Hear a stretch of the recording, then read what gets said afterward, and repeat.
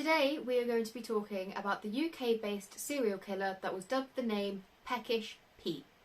I mean, no disrespect to any of the families in this video, and everything in this video is all public information that I have found on the internet that's been compiled into one video. Peter Bryan was born in London on October 4th, 1969. His parents had immigrated to England from Barbados. He was the youngest of 7 children. He attended Shaftesbury Junior School in Forest Gate before attending Trinity Secondary School in Canning Town. He left school at around the age of 15 and found a job working at a clothes store. He then moved on teaching cooking lessons at his local soup kitchen. In 1987, when Peter was only 18, he moved into the Flying Angel Custom House in East London. Police were called when he tried to throw another resident out of the 6th floor window. Peter suffered a nasty gash to his head due to the other residents struggling for his life. The police reported the initial attack as unprovoked, but they took no further action against Peter Bryan. In 1993, Peter was fired from a fashionable boutique on King's Road when he was caught stealing clothes. He returned to the store a week later, on March 18, 1993, with a claw hammer to find the owner's daughter, Nisha Sheth, who was only 20 years old. He beat her to death for revenge in front of her little brother. He hit her around 6 times in the head with the hammer. Around an hour later, he tried to kill himself but survived. He pleaded guilty to manslaughter on the grounds of diminished responsibility. He then spent the next 8 years in Rampton Hospital's maximum security psychiatric unit. Peter was considered to have made a lot of progress during his time in hospital, so in 2001 they transferred him into the care of a psychiatrist and a social worker. He then moved to Riverside Hotel in London, where he continued to make progress and was allowed to come and go from the property as he pleased. His social workers had applied for him to be transferred into a low support accommodation in January 2004. However, he was moved to an open psychiatric ward in Newham General Hospital after concerns for his safety due to allegations that he had indecently assaulted a 16-year-old girl. A month later, in February 2004, Peter was released from the mental health unit, and only a couple of hours afterwards, he went to go see his friend, 43-year-old Brian Cherry. On the way to his house, Peter picked up a claw hammer and a screwdriver. A friend of Brian Cherry's, Nicola Newman, let herself into the flat that evening to find Peter Bryan, topless, sweating, holding a knife. He looked at her and said, "Brian Cherry is dead." She then saw the naked body of her friend on the floor, ran out of the house and called the police.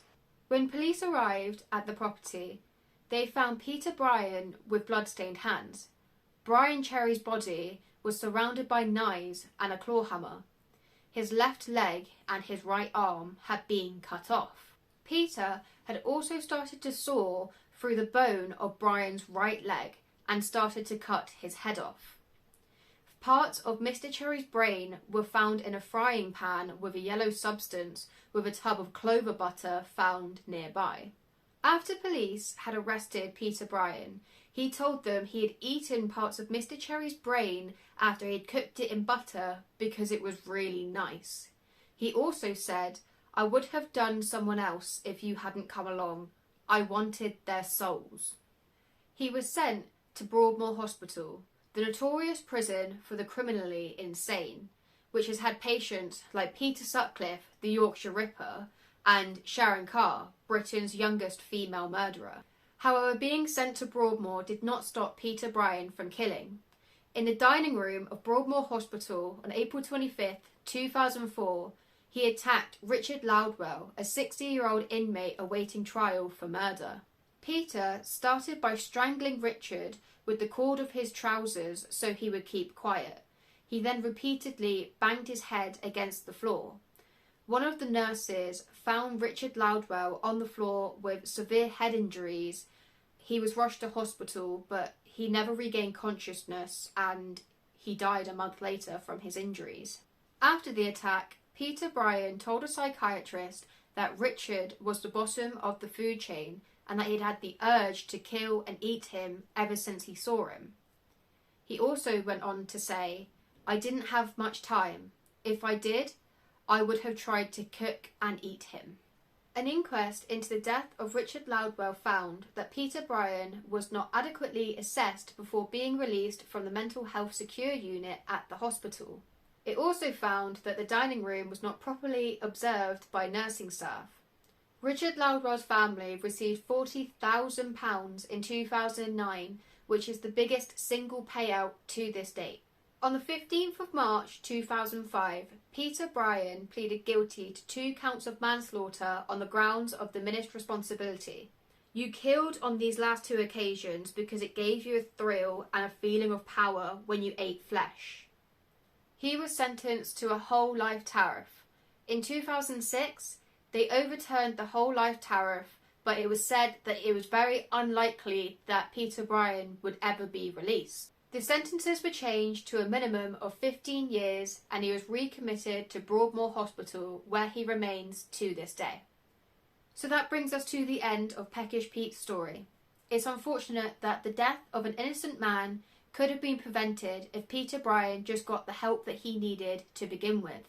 If you have a case that you would like me to look into, leave it in the comments down below and it could be my next one.